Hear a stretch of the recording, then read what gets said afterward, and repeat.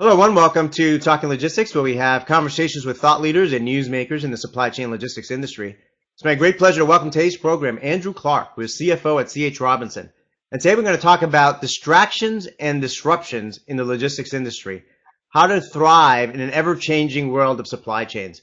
If you look at the logistics industry, there are so many factors that are converging upon it, whether it's, startups, mergers and acquisitions, regulations, technology changes, just a lot of different factors that you really, logistics service providers, shippers, carriers, everyone in the ecosystem really have to keep a pulse on. And the question becomes, which of these trends of factors are truly important and things that are potentially disrupt, the industry, and which ones are kind of mere distractions. And, to share kind of his perspective, Andrew's making time to, out of his busy schedule, be with us today. And obviously, he's got a pulse on this, being in the forefront of the industry and talking with customers and living this every day. So certainly grateful to have Andy with us on the program today to kind of share his perspective on this topic. I just want to remind those of you that are joining us live today that part of our goal here at Talking Logistics is to make this conversational.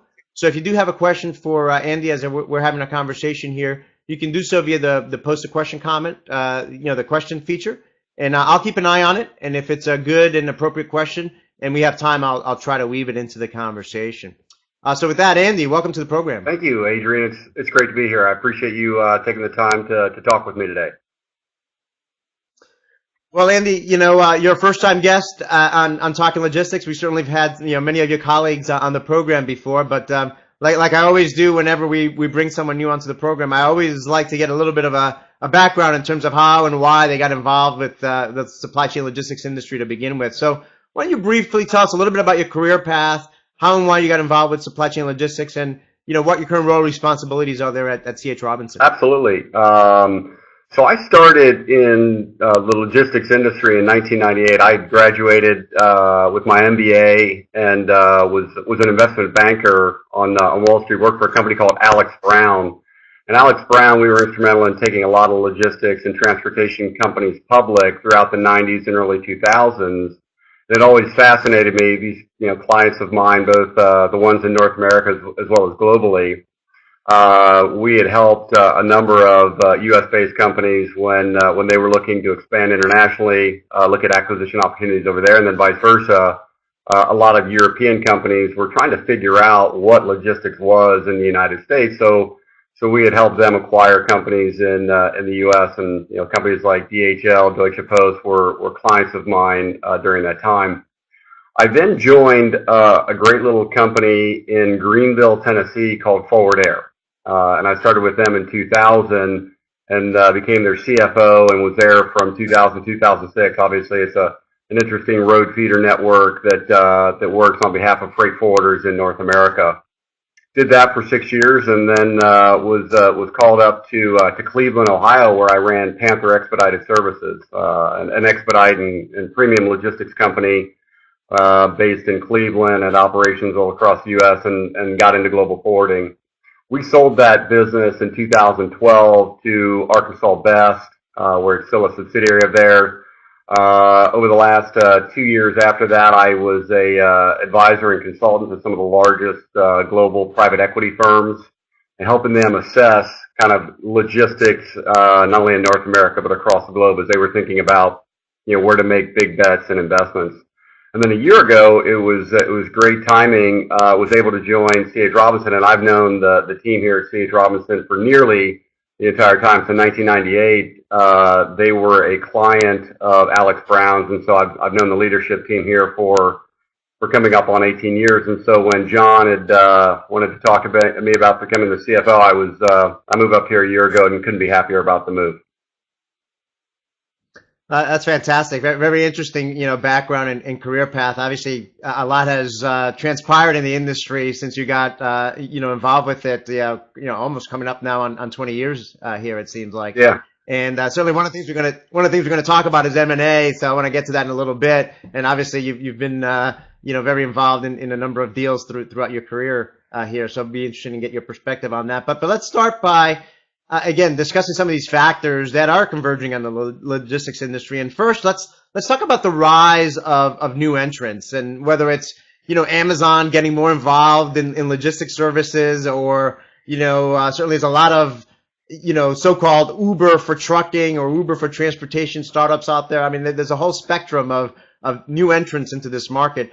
I mean, are these, disruptors? Are these distractions, or are these, from your perspective, somewhere in between? Well, let's put them in a couple of different categories, and Amazon being one in and of itself, right? So let's all remember in 2005, pardon me, Amazon started as an online bookseller, and it really wasn't that big. Today, it's $110 billion of revenue, and a market cap of $350 billion.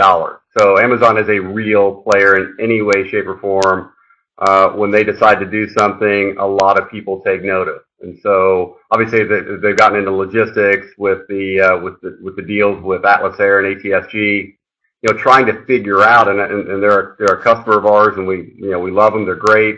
They're just trying to figure out, okay, how do we really gain a lot more understanding and knowledge and control over our supply chain and what we're actually trying to accomplish, because guess what? They're not just selling books anymore. They're selling everything. And so they're a real player in this marketplace, and when they want to figure something out, they're going to figure it out.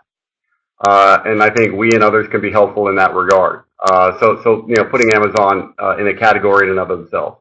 But at the same time, we have other large retailers as well, Walmart, Target, Best Buy, where we're moving freight for them as well. And they're doing, similar things where they're trying to figure out how supply chain patterns are in fact changing in the best way, in the most efficient way, and the most economical way to move freight to the end consumer, whether it's through brick and mortar or whether it is direct to consumer. So again, I think that's a trend that has taken place over many years. But obviously, Amazon, with their speed, have accelerated that trend. And then when you talk about, what I guess everybody's calling the Uber of trucking, I actually jokingly refer to it as the Tinder of trucking. Just in terms of making these connections. Go back to 1998, 99 when I started as a banker. There were all these internet companies that were going to disrupt at that time. All these, like, you were just going to go click and you were going to get everything you possibly needed. And there were a lot of transportation companies that tried to catch that wave that are now no longer in existence. And so we've seen disruption take place in this industry for many years. And so we can dive into to talk about Uber for a little bit, and that they took on a regulated industry, right? They took on the taxi cab industry, which is heavily regulated. Well, transportation in the U.S. has been deregulated since 1980.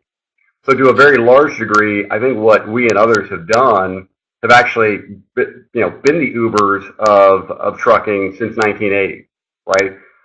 It is deregulated. We've actually brought together disparate buyers and disparate sellers of freight. Now, there's a lot more complexity than you going out your front door, hailing an Uber or hailing a cab and going to the airport, right? Global supply chains have an increasingly complex level of sophistication where you need people, you need processes, and you need technology to solve that problem. We do not believe that a mobile app is going to solve the world's global supply chain problems. We do believe and are investing heavily in mobile technology to connect our independent contractors, independent owner-operators, and trucking companies into our system so that we have greater visibility and clarity as to what they're doing and allow them to interact and us to interact with our customers, again, on a global basis. And so, are we paying attention to what's happening in the industry? Absolutely yes. Are we leading what's happening in the industry? Absolutely yes. Are we concerned that a mobile-based or an app-based company that's raised $20 million is going to disrupt us? I don't say this arrogantly. We don't say it arrogantly, but we spend over $100 million a year in technology and connecting 110,000 shippers and 68, 70,000 disparate providers of transportation takes a lot more than just putting up a mobile app.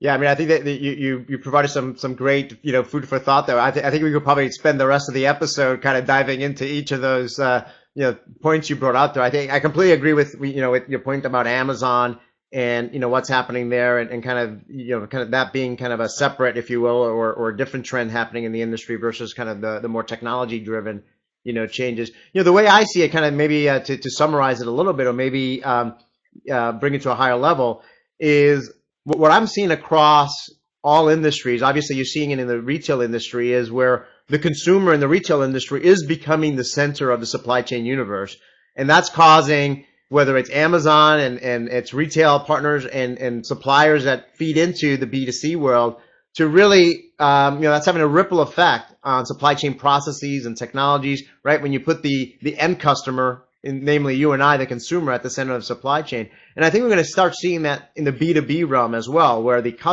end customer, is going to be the center of that universe versus, let's say, manufacturing in some industries that has always beat the drum to, the supply chain. So I think that's having kind of a ripple effect and causing companies to take a step back and say, well, how do we need to transform our processes, our technology, our resources, our assets to align ourselves better to this new operating reality where the customer is at the center of the universe. Do you agree with that kind of view or perspective? So here's what I would say is that, each of us living in a home and an apartment, and, obviously Amazon and others are figuring out ways of trying to get what we want to us where we want to actually have it. Again, whether it's in a store or whether we want to have it delivered to us the same day, 2 days, 3 days, whatever, they're trying to standardize and homogenize that experience. And that's fine. And to a large degree, that's what actually Uber did in the ride sharing. So it doesn't matter, Adrian, if you get into a car or I get into a car, we're the exact same. If I'm going to extend the analogy, we're the same freight. And it doesn't matter whether you get into a Malibu or a Cruise or a Prius or a Corolla. Again, they've homogenized the shipper, the carrier. Well, obviously, global supply chains are a lot more complex than that. And what Ford and GM want to do is going to be different than what John Deere wants to do. It's going to be different than Case New Holland and Pepsi and the like. And so if we ever reach a point where, and again, you're right, if that were ever become homogenized, there's a lot more efficiencies that can be gained. But with all these independent B2B businesses, everybody's got their own supply chain, everybody's got their own processes, everybody's got their own practices. It's different than just simply dropping off a package on somebody's doorstep, because somebody's shift is 7 to 4, another company's shift is 8 to 5, and somebody's running 3 shifts, somebody's working weekends. That's where we really just believe that it takes knowledge-based workers with a great system and great processes to help those customers manage the supply chain. We talk a lot about our proprietary platform called Navisphere, right? Navisphere is a global system. It was internally developed. We've spent, hundreds of millions of dollars on that piece of technology, but it allows us to track shipments on a global basis. So we now are managing Microsoft's global supply chain. So you have one of the world's leading technology companies that actually has the ability to do this on their own, that said, you know what, we've scoured the globe, we've looked for other providers, we've analyzed this to the degree that you would expect a company of the caliber of Microsoft to analyze, and they concluded that our service through TMC was best able to help them manage their global supply chain, because theirs is different than even Oracle, it's different than Cisco's, and so I agree with you that that's what people are driving for. I just think there's a lot of nuances in there that are going to be very difficult for that to occur, at least in the immediate future. Yeah, no, I think I generally agree with that as well. And going back to your earlier point about the .com days, I get to talk to a lot of technology companies as well, and my word of caution for them is always the logistics industry and transportation in particular is a very unique industry. And you truly have to understand it. And it's something that past attempts to revolutionize or to completely disrupt the industry have failed, because the folks that came at it purely from a technology standpoint. Back in 2000, it was the internet and web. Today might be more mobile apps. But unless you truly understand all the workings, whether it's regulations, whether it's the driver pool and what they want, whether it's, as you said, the unique aspects of whether you're delivering freight for a chemical company or you're delivering freight, last mile delivery for parcel. There's just a lot of diversity, out there and differences. So let's talk now, transition a little bit now to kind of an area that obviously you've had a role in for years, and that is kind of the mergers and acquisitions. I mean, there's been a lot of M&A activity over the past couple of years in particular. A lot of mega deals, and obviously C.H. Robinson has also made some acquisitions, as well. I mean, number one, what is driving, this activity? And from a shipper's perspective, I mean, is this a positive development, or is there something, a cause for concern, or what questions should they be asking relative to this activity? Yeah, great question, and we were on the forefront of it 20 years ago when European companies were looking to acquire into the United States, because the U.S. logistics industry at that time and still today is probably a little bit behind in terms of the development of a 3PL. If you think about the number of shipments that are handled by 3PLs or brokers on the truckload side alone, it's only 30%. And now that number's been growing, but in Europe it's obviously a much higher number. And China's even further behind in that regard. And so what is driving it is, as you would imagine, as these large shippers have become more global, they look to have global visibility in terms of where their freight is. So, like, the end game, we believe, and I believe, for this is inventory management on a global basis.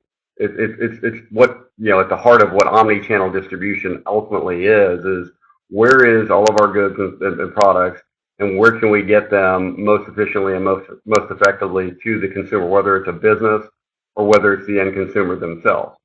And so, as companies have, had the desire to grow and do that, now there are companies that have said, you know what, we're going to do X, and that's all we're going to do. We're going to be a truckload broker, we're going to be a truckload carrier, we're going to be an LTL carrier, and they have, as the saying goes, they've stuck to their knitting, and they've been very successful in that regard. And other companies have said, we want to provide a wider range of services to our customers. We want to help them grow on a global basis, or even say within the United States, we want to help them grow across different services. So if we can provide, in our case, truckload services, and we're the largest truckload broker, we also wanted to be able to provide our customers less than truckload services. So we're the number one 3PL LTL as well.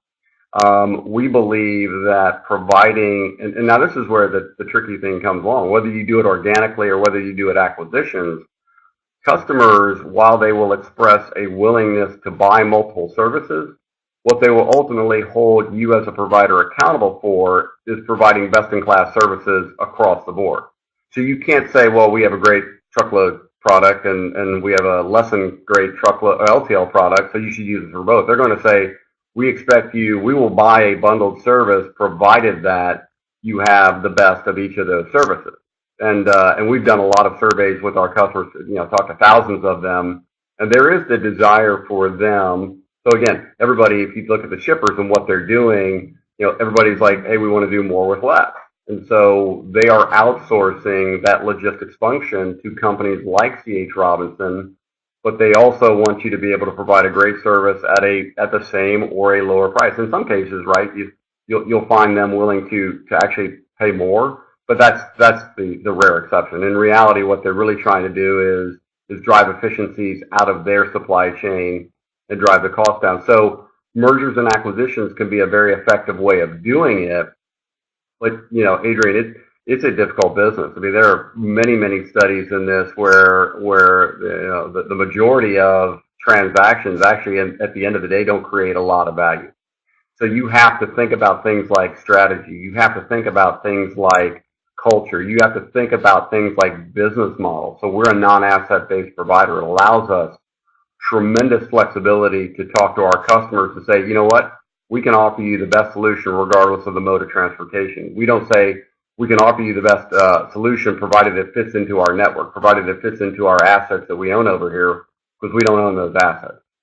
So, and then finally, financially, right? So you'd mentioned what's another reason why companies have been driven to grow via acquisition. It's because organic growth over the last 8 years has been challenging. It's that, the economy just hasn't grown coming out of an economic shock. It hasn't grown to the degree that anybody has expected. And as a result, interest rates are really at all-time historic lows. So if it doesn't cost you a lot to borrow money, the returns that you have to generate in a low-growth environment aren't really that high. So you go out and buy your growth, and you go out and acquire companies that will help you do that. But if you don't integrate and you don't offer a great solution, customers are really, really, really smart. They'll see right through it, and they'll use you for the services that you're good at, but they'll also not use you for the services that you aren't, regardless of whether or not you own that. And, you'd mentioned, we have done acquisitions. We've spent in the last 3.5 years, roughly $1 billion. So Global Forwarding was our first large acquisition, and we acquired a company called Phoenix International, based in Chicago. But we're the number one NVO from China to the U.S. We're the number two NVO from Asia to the U.S. And why is that important? Well, a lot of our customers are, over the last several years, have been moving stuff from China to the U.S. Even though that market has slowed, it's still a big market. And so for us to be able to go and offer more services credibly to our customers, we knew we had to buy the best player and integrate that best player in the space. And so now if you think about Global Forwarding as part of our network, it's nearly 20% of our net revenues.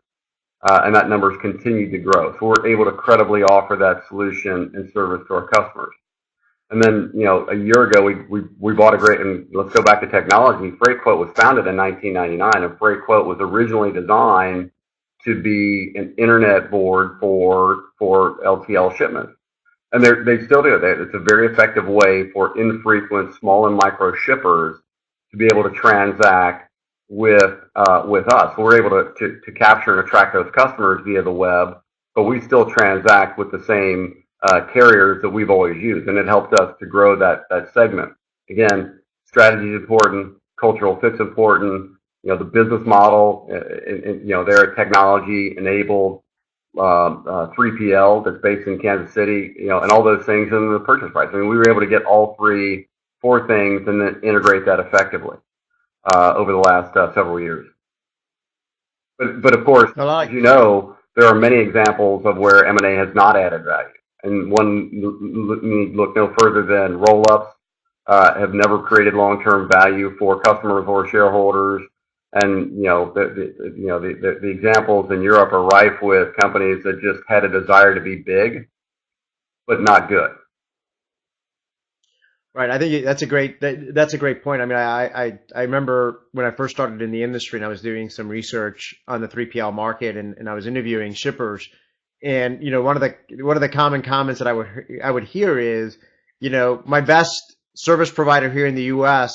is my worst one in Europe, or my best one in Europe is my worst one here in the U.S. And so on and on. That was kind of a common thread in the conversations, but I think underscores your point that the value of this from a shipper's perspective is that if you are going to be able to provide this breadth of services and capabilities, that you've got to provide meet a level of service and excellence across the entire footprint, if you will, of what you're offering.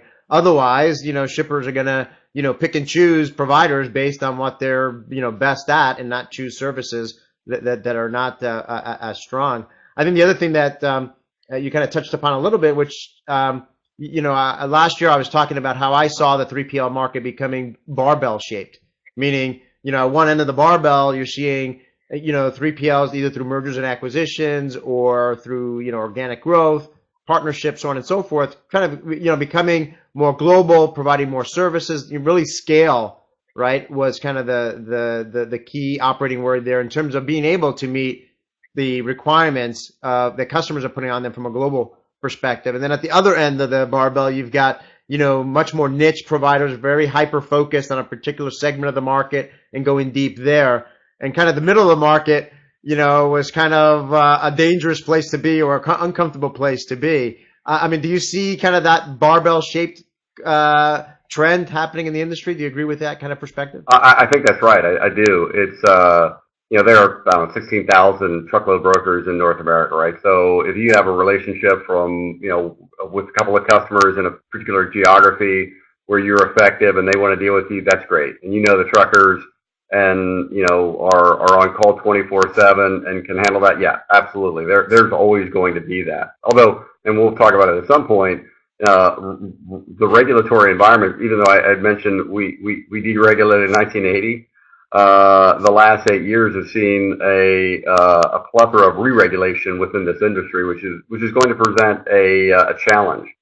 And so, how do you overcome that challenge? You have to have a certain size and a certain scale. And like anything, you do not want to be stuck in no man's land. You don't want to be stuck where you're getting beat to the punch by the nimble niche players, and yet you don't have the size and the scale to compete with some of these bigger players. But even on those bigger player side, you're seeing a lot of, maybe, I don't want to say dismantling, but reconsideration of, hey, do all these pieces fit together? Is this organization, and the articles are out there in some of the trade rags on, some of these European providers saying, do we actually need to own all these assets? Is it efficient for us to own these assets? And I would argue that our experience, meaning specific to C.H. Robinson, is that you really do need to integrate. You do need to be on one operating platform, because the value of saying, I can show you and move your shipments and move your inventory across the globe, but you have to deal with multiple different parties, is not a really good value add. Customers don't want to do that. Customers don't want to navigate your internal dynamic to get their freight moved. They want you to solve their problems for them, and they'll pay you to do it. But if you're not going to integrate and you don't have a very clear go-to-market strategy in that regard, I just don't see that, and we don't see that there's long-term success in being big just to be big. If you're going to build scale, you better be ready to take advantage of the scale that you've built. Yeah, you just reminded me there of another common complaint that I would hear historically, particularly through some of these mergers and acquisitions, where customers would end up getting 3, 4, 5 different invoices from the customer, because depending on they weren't able to get a consolidated view of forget about inventory and where the transport, where's my shipment, where's my inventory. Even just how much am I spending with you, Mr. Service Provider, became complex, because, if they were working with the freight forwarding division, they would get an invoice from them. If they were working with, the contract logistics, they would get an invoice from them. So even just that lack of integration internally, even from a invoicing and payment, perspective, I think is one of those, symptoms of poor integration. Let's shift over now to, you mentioned regulation. So why don't we talk about that as well? Because that's another one of these factors that is impacting, converging upon, the logistics industry. I mean, whether it's regulations related to trucking or customs compliance, I mean, certainly having an impact. I mean, which regulations or changes should shippers, really keep a pulse on, and what are, some of the near-term and long-term implications? Well, I would tell you all of them. I mean, because it seems like every week something new comes out, and it's like, oh, this will be implemented in 6 months. And I mean, and when you ask the authorities, well, how are you going to do X, Y, and Z? They don't have an answer. And these are not like, hey, we really peeled back the layer, multiple times, and we're 6 months into this. These are really simple, basic questions that they don't have an answer to. Such as on the trucking side in the U.S., the ELDs, electronic logging devices.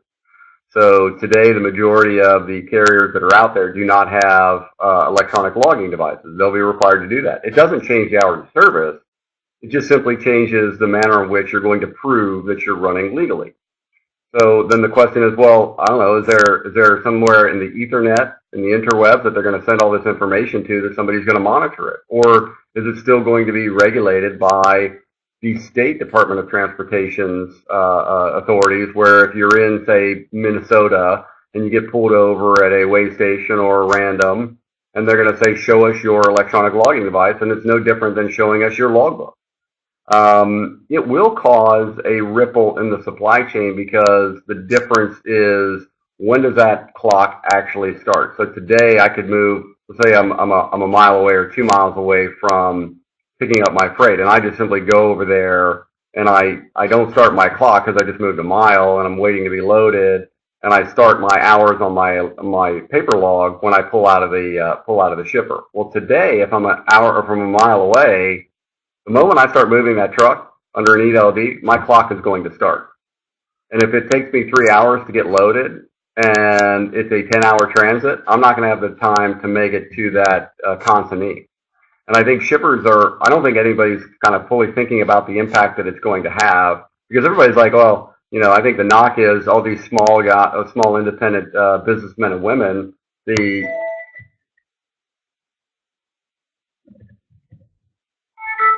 sorry about that. My screen froze up, but all these small independent businessmen and women are running illegally, and we just, we don't have any way of actually verifying that one way or the other. But we do understand that they're out there to drive safe, be professional, and earn a living. And I think the supply chain impact of ELDs is going to be different than what people think. It's not just going to take people that are running illegally off the road, which, by the way, they should. But it's going to change the way in which shippers have to think about how they're loading and unloading carriers. And that's going to have an impact. Solus, again, how do you, providing the weight for these container ships or the containers that put on ships to go over, seas to that. They're putting in these new rules and regulations without having given a lot of thought to the impact of the supply chain. And when it happens, just like changing the hours of service, there is a rather large whipsaw that takes place, and then they're faced with the reality of, well, maybe that regulation had a lot of not only intended but unintended consequences that we didn't think about.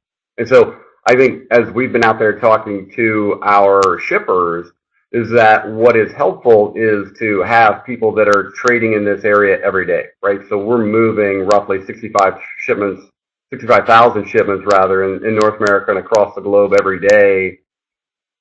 Unless you're going to resource up, meaning bring in people that know the regulations and know how to navigate through them, you're probably best to partner up with a third-party logistics provider that can help you navigate that situation.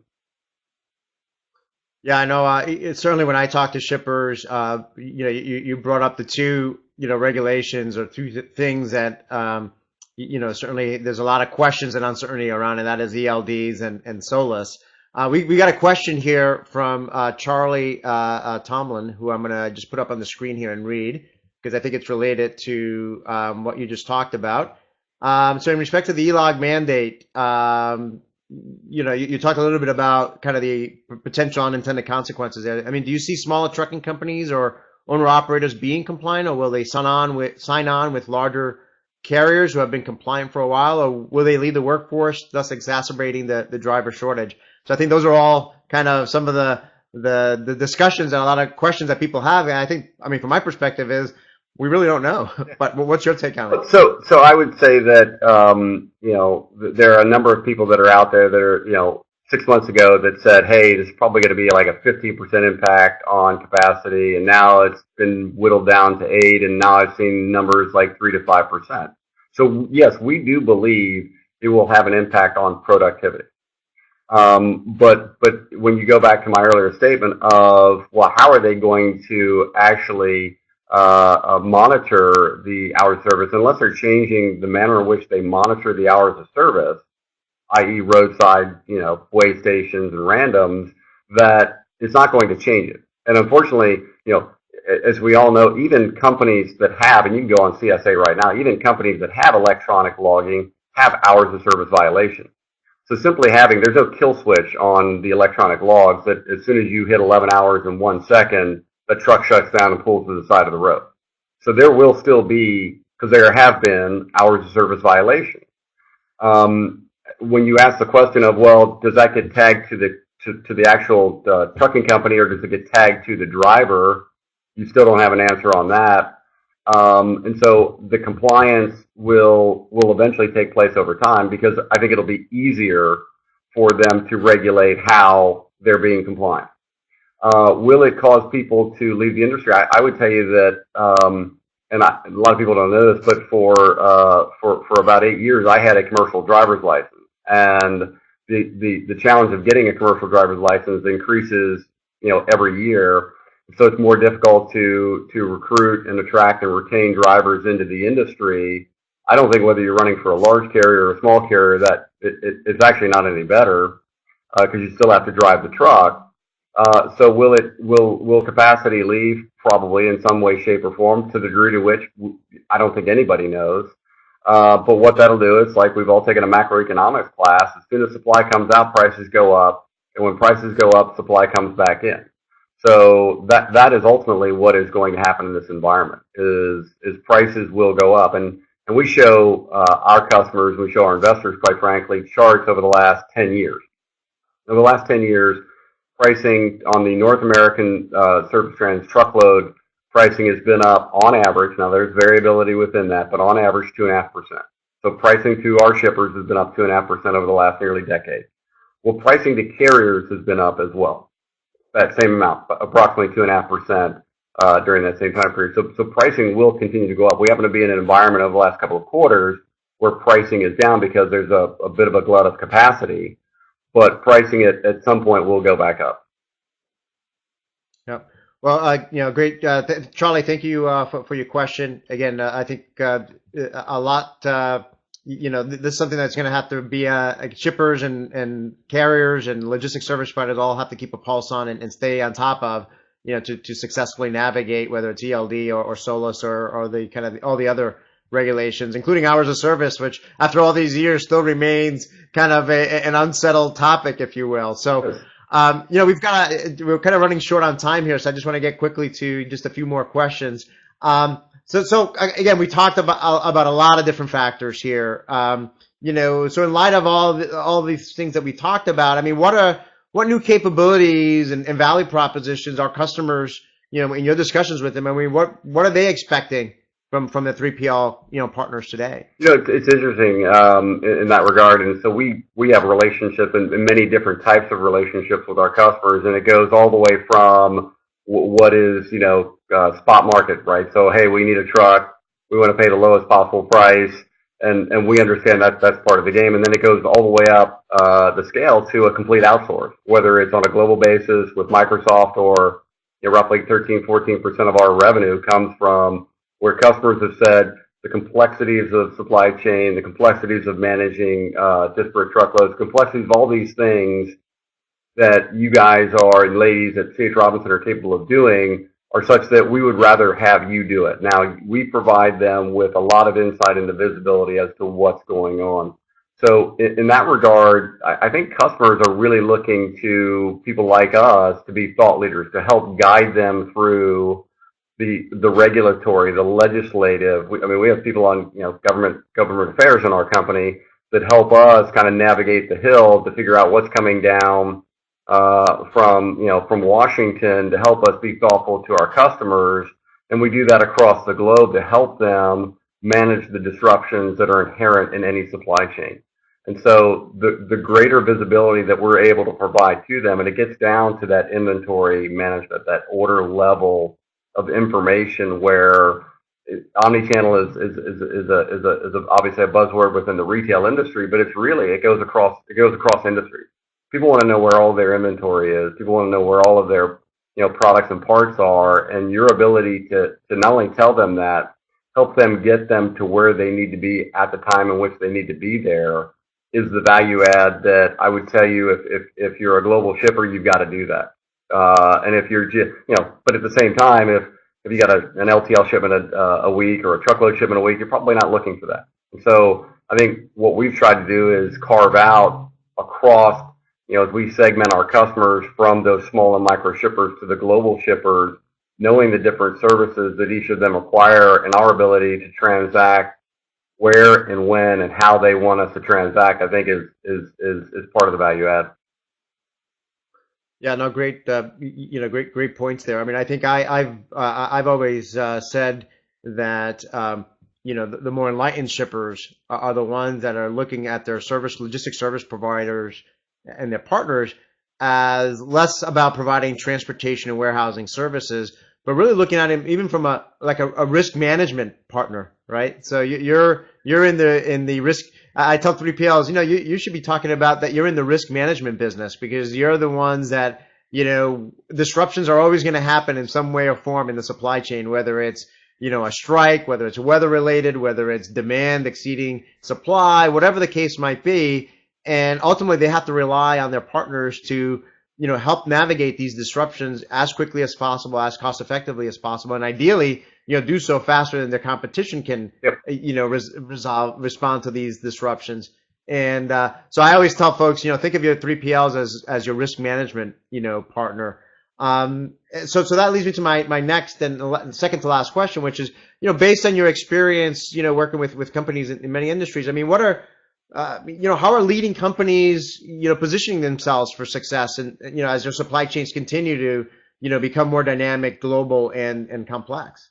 I would tell you, when we have thousands, probably tens of thousands of conversations, globally, with our customers, and it goes up and down the spectrum, because the ones that we think are on the leading edge are the ones that are thinking about it from a very holistic perspective. And if it's about optimizing to the lowest price on any given day, that may serve you over the short term when we're in a situation like we've been in, say, the last couple of quarters, versus let's think about the total cost of moving products, of actually having products across the globe. And those leading companies kind of are able to calculate, because they've got the systems and they've partnered with people that give them the information as to what it costs, not just to move it, but to store it, and what it costs to not have a product on the shelves when a customer wants it, or not have the cost or the product in a network when a disruption happens. I mean, these are the type of things that, quite frankly, and you mentioned it well, these are conversations that are taking place in the boardroom. Every day you'll read stories about, and there was one on an engine manufacturer that was in the Wall Street Journal earlier this week. They can't build engines. You can't build engines because they can't get parts. And so, these are things that people, true supply chain professionals and logisticians are thinking about. How do I get product sourced effectively, efficiently, in a very consistent manner, so that I can build the things that my customers want me to build, because there are real penalties in that world about not delivering a product. So that I think is, and you never know it until it comes upon you, and you're like, okay, now I really need to have that conversation. And we would argue that you should be having that conversation before. It's like, when did Noah build the ark? Before it rained. So that's our advice to, and that's what we're seeing with some of our leading customers.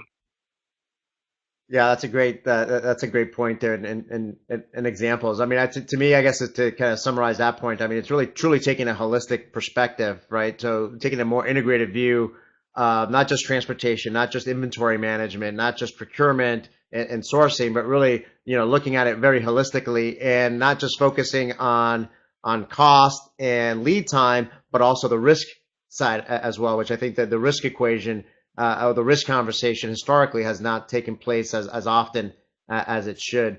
Andy, we're kind of out of time here, so I'm just going to go right to my last question here. I mean, as a way to wrap up, I mean, what questions should, shippers ask themselves today, to assess whether they're, well positioned to, again, thrive in this ever-changing supply chain world?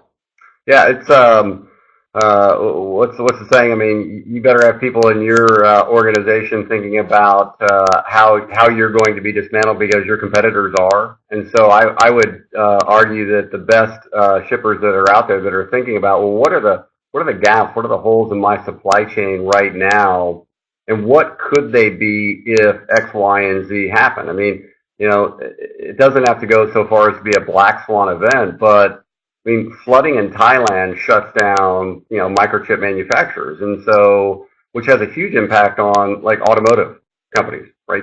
And if you think about the impact that it has and the consequences that it has, are you willing to essentially bear the cost of that event occurring? And if you are, fine, just recognize it and move on. But again, global shippers and leading global companies, I don't think, can afford to do that. I don't think that their boards of directors are going to allow them to have unmitigated risk in their supply chain. It's just, it happens every day, and you're going to show up on the Wall Street Journal that your company's not able to deliver parts. And so the conversations that we have are really geared around that. We think of ourselves really as knowledge-based workers and as a business process outsource. I mean, we have done, I think, a really good job of helping companies get comfortable with outsourcing that logistics function because it is complex, because it is global, and because the cost of error is pretty high. Great point. I'm just going to end here with a comment that was put forth by one of our viewers here, since he took the time to put it up there, because we were talking about risk management. So I'm just going to read it real quick. Speaking of risk management, as a compliance manager with 20 years in the industry, it's amazing to me how little shippers and know about the different kind of enforcement agencies and different compliance regulations and so forth that that are out there. And I think that's particularly true. I still remember going to a conference a couple of years ago where these were very large multinational companies and their compliance people were presenting, and they were kind of fretting the situation that they had very little technology to manage their compliance operations. They were basically relying on Excel spreadsheets. And again, these are multi-billion-dollar companies that are relying on spreadsheets to manage their customs compliance and some of the other activities. So a lot of work still needs to be done in that area. So Dennis, thank you for your comment. It's still out there. Absolutely. So Andy, again, like I always say at the end of all our conversations, we could probably spend hours talking about each of these different topics, and we always just manage to scratch the surface. But I think we provide a lot of great food for thought and hopefully spark some further conversations down the road. So I want to thank you for taking time out of your busy schedule to be with us today. My pleasure. Thank you very much, Adrian. I enjoyed the conversation. Great. I want to thank those of you that joined us live today and asked questions and submitted comments. If you're watching this episode on demand and you've got a question for Andy, you can post it on. You can find this episode on talkinglogistics.com and post your question or comment there, and I'm sure Andy will be more than happy to follow up via that medium. Again, thank you all for joining us today, and look forward to seeing you in a future episode of Talking Logistics. Have a great day. Thank you.